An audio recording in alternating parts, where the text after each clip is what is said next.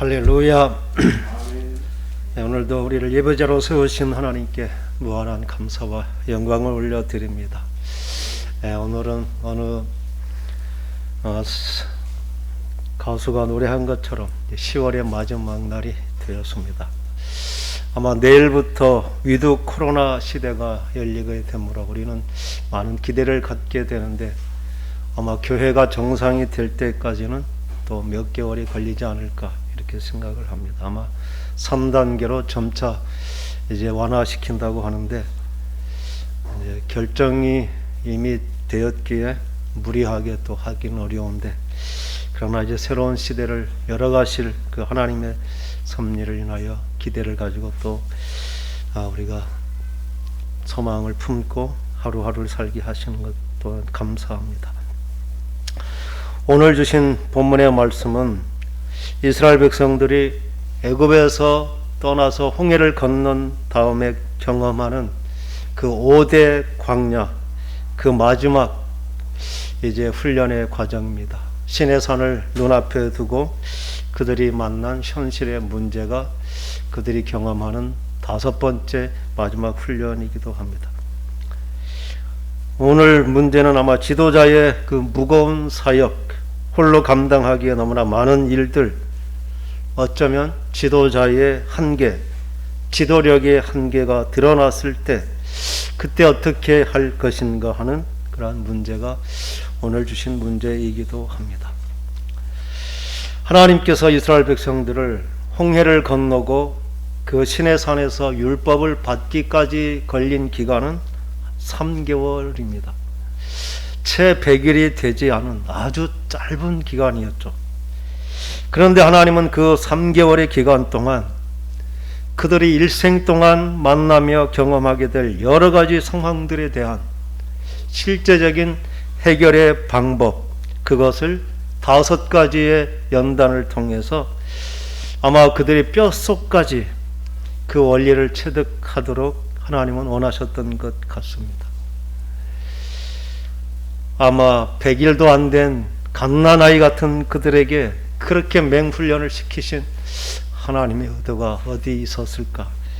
그걸 한번 새겨보아야 될 것 같습니다.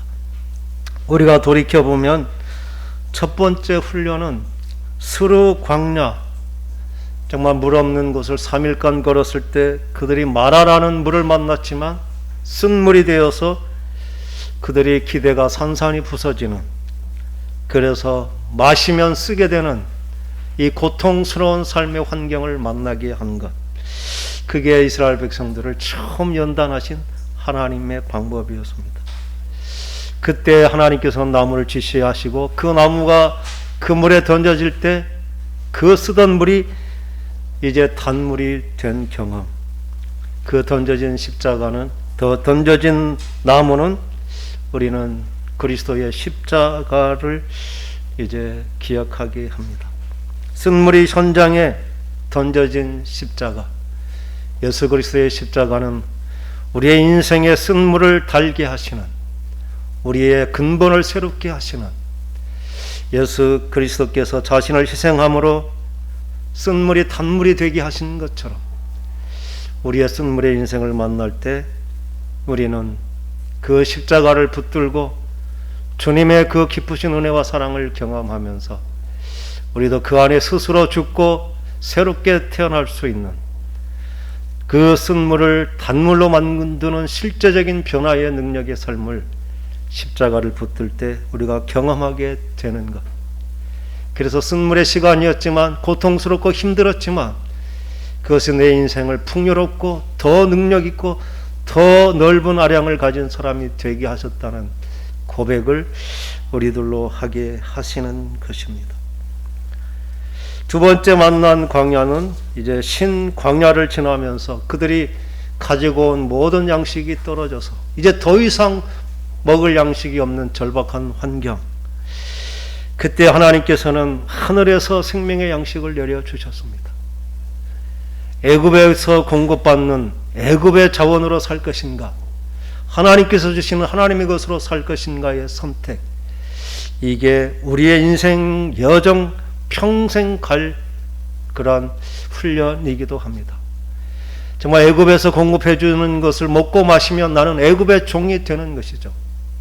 내가 더 이상 세상의 종이 아님을, 나의 생명의 근원은 하나님께로 붙어 있고 나의 인생의 목적은 세상의 부와 명예와 성공이 아닌 하나님의 기뻐하심이라는 분명한 인생의 목표가 세워지는 것, 이 훈련이 가장 절박한, 예수님께서 40일 동안 굶주려서 아무것도 먹지 못한 그 허기진 그때 돌을 가르치며 내 능력으로 떡을 만들어 먹으라고 한 사탄의 유혹과 같은, 정말 세상과 타협하지 않고 하나님의 뜻을, 하나님의 사명을 위해 세상에서 힘들고 어려운 정말 굶주림의 고통까지도 넉넉히 이길 수 있는, 내 주인은 세상이 아닌 하나님이라는 고백을 하게 하는 철저한 훈련의 장, 그게 신광야인 것입니다.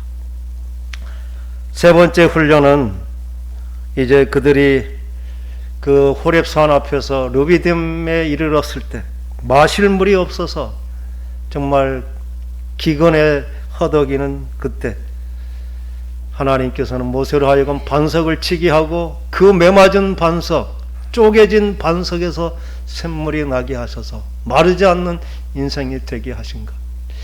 이것은 영적인 의미로 그 속에서, 그 배에서 마르지 않는 생수가 솟아나게 하는 성령의 역사하심.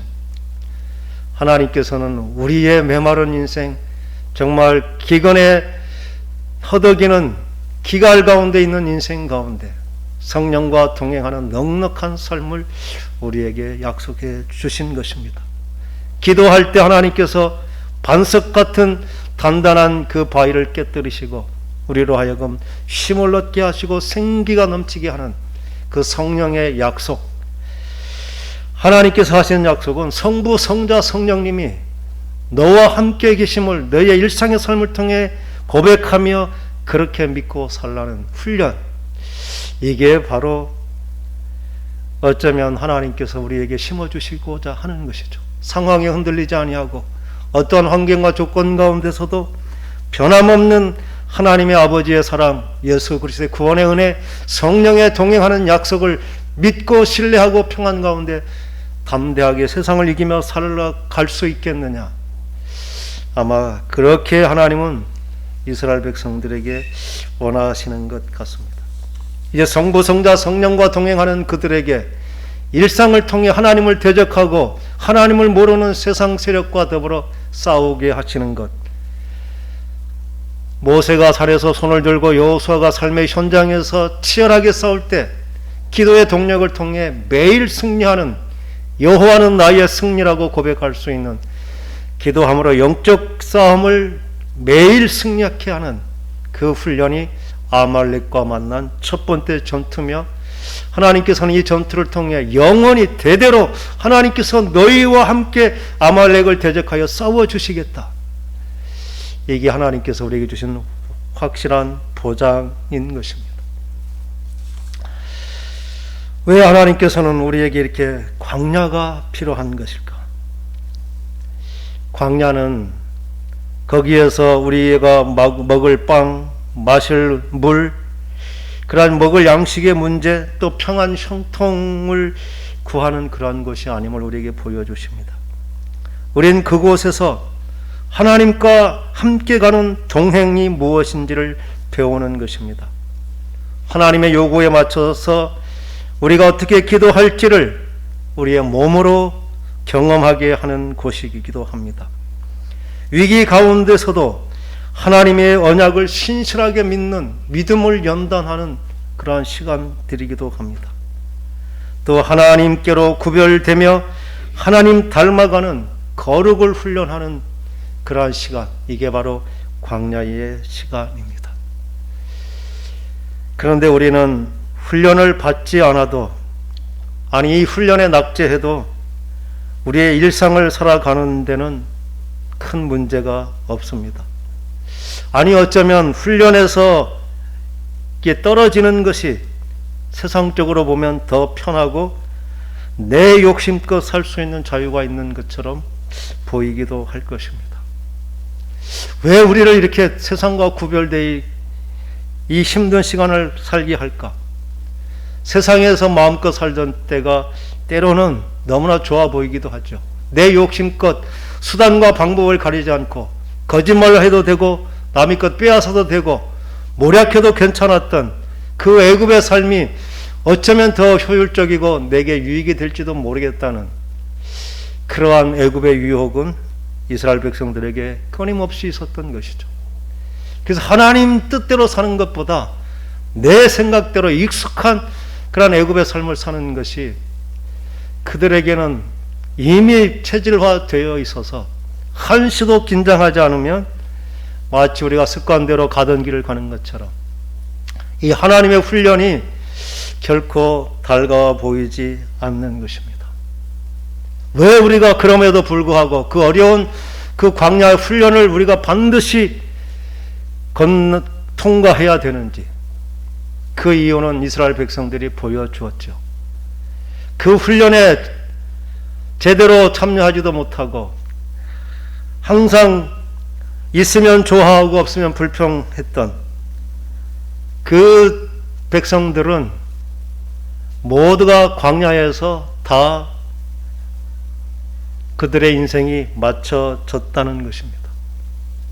하나님께서는 그들로 하여금 하나님의 계심을 믿고 의지하도록 삶의 환경을 하나님께서 배열하셨는데 그 하나님의 의도는 생각하지 않고 자신들이 잘해서 좋은 것 만나고 잘못해서 고난을 당한다고 그 현실적인 문제만 생각하는 그들. 그래서 하나님의 계획, 하나님의 개입은 그들의 인생에 없는 사람들. 그게 광야에서 불평하다 죽은 사람들입니다. 그들이 과연 그러면 우리 지금 믿음으로 말하면 천국을 못 갔다는 것일까요? 예수 그리스도를 믿었는데요. 그들은 애굽에서 그 유월절 피를 경험하고 죽음의 강 홍해를 건넜고 세례를 경험한 그러한 믿음의 사람들이죠. 그러나 훈련을 받지 못했다고 그들이 천국에 가지 못한 것은 아닙니다. 근데 중요한 것은 그 훈련을 제대로 받은 사람은 똑같은 천국에 갔지만 그들이 영원히 받을 그 기업의 약속, 기업의 상급, 이 땅에 살면서 하나님과 동행하면서 고난을 받고 억울한 일을 당했지만 그래도 믿음을 지키며 하나님을 영화롭게 했던 그 모든 삶의 순간들이 하나님께 영원히 자랑이 되고 나의 상급이 되고 그 기업이 되는 그 복을 광야 훈련을 통과한 자만 받아 누린다는 것입니다. 우리의 삶이 이 땅뿐이라면 우리는 이미 구원의 약속을 받았으니 세상과 타협하여 적당히 사는 것이 어쩌면 좋을지도 모르겠죠. 그러나 우리의 삶은 이 땅에서 끝나는 것이 아니라 우리를 창조하시고 영원히 동행하실 영원한 시간을 예비하신 그 하나님 앞에 우리가 서게 될 것이고 우리의 지금의 삶의 모든 순간의 경험들을 그 삶의 기록들을 우리는 하나님 앞에 낱낱이 고하게 될 것이라는 이 분명한 사실, 하나님께서 우리에게 약속하신 것이 작은 축복이었다면 그냥 우리가 그것을 잊어버리고 살아도 괜찮겠지요. 그러나 우리 한 사람 한 사람에게 약속하신 것은 너희는 거룩한 대제사장이 될 것이다. 왕같은 통치자가 될 것이다. 내게 속한 내 백성이 될 것이다. 하나님께서는 이스라엘 백성들에게 내 율법을 잘 지키면 너희가 그러한 복을 누릴 것이다. 그 복이 유대인들만 주어진 것이 아니라 예수 그리스도를 믿는 우리에게도 다 주어졌음을 베드로 사도는 그렇게 우리에게 증언하는 것입니다. 우리는 이 땅에 대충 살다가 끝나는 인생이 아닙니다. 한 번뿐인 인생, 하나님의 영광을 위해서 지금부터 결단하고 세상의 욕심이 아닌 하나님의 그 선한 기뻐하신 뜻을 위해 우리의 삶을 드리기로 작정한다면 우리는 세상에 잠시 어리석고 미련하게 보일지 모르지만 우리의 삶의 그 모든 흔적들은 가장 존귀하고 아름다운 훈장처럼 우리뿐만 아니라 우리 후손들이 그 복을 누리며 하나님께 영광 올려드리며 그러한 믿음의 사람 한 사람 한 사람 세워질 때 행복한 우리 교회 수많은 믿음의 사람들이 가득 채워지는 그 구원의 복을 더불어 주실 줄 믿습니다. 오늘 주신 이 5번째 훈련은 어쩌면 우리가 시기적으로 너무 이른 것이 아닌가 그런 생각도 들긴 했습니다. 이 모세의 사역이 너무나 무거워서 혼자 지기에 벅찬 그러한 현실은 아직 우리에게는 오지 않았기 때문입니다. 그러나 하나님께서는 이러한 연단을 통해 지금은 이스라엘 백성들이 처음에는 야곱의 후손들 한 가족의 공동체였지만 하나님의 꿈꾸시는 것은 한 가족의 공동체가 아닌 전 우주를 통일케 하시는 하나님의 충만한 그 수를 하나님은 작정하셨기에 이 모세로 하여금 그 작은 일상의 경험을 통해 동력하는 그 위대한 원리를 배우게 하신 줄 믿습니다. 오늘 주신 말씀의 제목은 동력자가 되라 이런 명령으로, 그러면 내가 동력자가 돼야 된다는 그런 말씀으로 받는 저와 여러분 되기를 간절히 소망합니다. 오늘 주신 말씀은 13절부터 모세가 백성을 재판하려고 앉아있고 백성들은 아침부터 저녁까지 긴 줄을 서서 기다리는 것입니다. 그것을 옆에서 지켜보던 장인 이드로가 내가 하는 것이 옳지 못하다, 좋지 않다 이렇게 표현합니다. 잘못했다 이런 것보다 아마 하나님께서 아담이 독차하는 것을 보고 혼자 있는 것이 좋지 아니하다 한 것처럼 더 좋은 일이 있는데 지금 효율적이지 못하다, 그러한 이제 지적을 하는 것입니다. 지금처럼 한다면 필경 너의 기력이 다 쇠할 것이고 백성들도 기력이 쇠하여 정말 다 아무 일도 못하는 그러한 모두가 번아웃 될 것이라는 것을 보여주는 것입니다. 이 일은 너무나 좋은 일이었죠. 백성들이 문제가 있을 때, 다툼이 있을 때 모세에게 와서 그들에게 말하고 모세가 기도하는 마음으로 그들을 판결해서 정말 가부간에 정당한 판결이 되도록 하는 것, 그게 처음에는 사소한 일로 충분했지만 사람이 많아지고 일이 많아지면서 점점 많은 그러한 문제들이 생기면서 정말 한 사람이 한 가지씩만 해도 그 60만 명의 장정들 200만이 되는 그 사람들의 일일이 모든 문제를 해결하기에 모세 혼자가 하기에는 너무나 버거운 짐이 되어버린 것이죠. 이러한 것을 통해서 하나님께서는 동력하는 것이 중요함을 우리에게 보여주십니다. 말씀은 하지 않았지만 그 동력의 원리로 우리가 생각할 수 있는 첫 번째는 한 개인이 할 수 있는 일에는 한계가 있다는 것을 보여주시는 것입니다. 정말 많은 사람들이 과중한 일을 혼자 맡아서 행하다가 결국 심신이 지칠 대로 지쳐 쓰러지는 그런 모습들을 보게 됩니다. 사람들이 이렇게 일 때문에 지쳐서 탈진하는 이유는 두 가지로 생각할 수 있습니다. 첫 번째는 일에 대한 욕심이죠. 어떤 사람들은 일에 대한 욕심이 많아서 많이 일을 해야 무언가 정말 되었다고 생각하는 이런 사람들이 있습니다.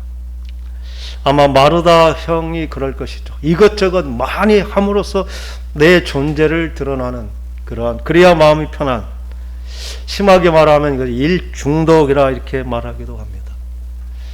아마 저도 이쪽에 좀 속하지 않을까 그런 염려는 하기도 합니다. 그러나 하나님께서 분별의 영을 주시며 정말 잘 조절해 주실 줄 또한 믿습니다.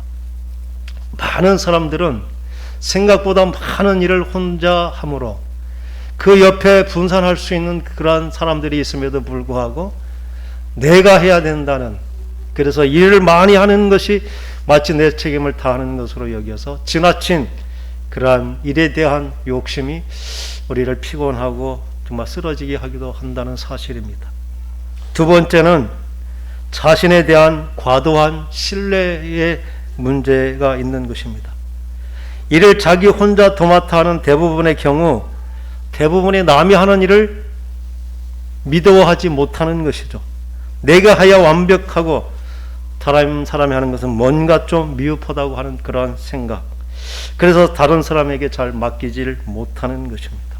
그러나 그것은 자기 중심으로 어쩌면 그것도 교만의 모습이기도 합니다. 하나님은 사람을 아주 공평하게 지으셨죠. 하나를 잘하면 다른 하나를 좀 부족한 것이 모든 사람들의 모습입니다. 하나님은 서로 상부상조하면서 서로 협력하여 돕도록 하나님은 처음부터 사람을 지으신 것입니다. 꼭 내가 하는 방법, 내가 하는 그러한 기술이 아니어도 또 다른 협력을 통해서 더 유용하고 더 효율적인 일들이 얼마나 많이 있을 수 있는데 우리는 내 어떤 생각, 내 방법, 내 경험을 고집함으로 다른 사람에게 기회를 주지 못하는 경우도 있습니다. 우리는 이 모든 경우를 우리가 정말 동력이라는 그 차원에서 남에게 기회를 주고 믿어주고 또 참고 기다려주는 이러한 일을 오늘 생각하게 하는 것입니다. 동력의 원리 두 번째는 이제 분담과 위임이라는 그러한 원칙을 우리가 생각하게 됩니다.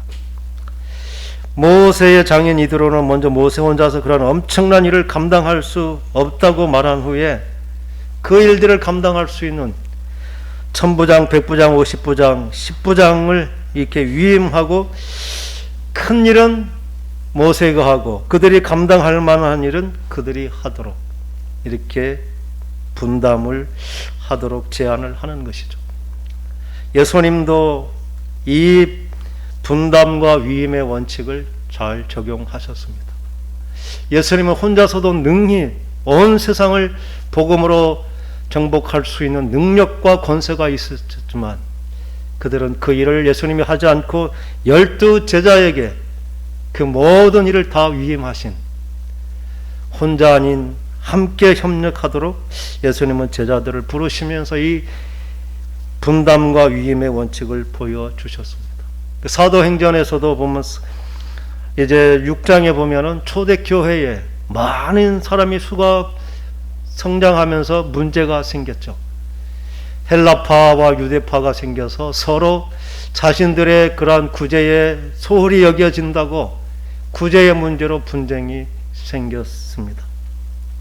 그때 사도들이 기도하고 이 문제의 핵심은 우리가 말씀과 기도하는 일에 전념하지 못하고 다른 일까지 더 맡아함으로 이러한 문제가 생겼다 판단하고 그들은 정말 믿음 있고 신실한 그러한 사람들을 택하여 그 구제와 봉사의 일을 맡기고 자신들은 말씀과 기도에 전념하도록 함으로 이 분담과 위임의 근본을 보여주신 것입니다.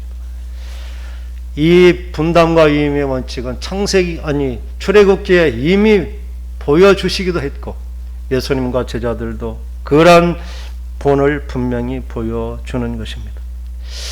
우리는 이러한 때에 적절한 그러한 정말 시대를 반영하는 그러한 그 시대에 맞는 변화에 적응하는 것, 이게 얼마나 중요함을 우리는 의식하지 못했지만 성경은 이미 그것을 말씀하셨고 예수님과 제자들은 그 일을 이미 했다는 것입니다.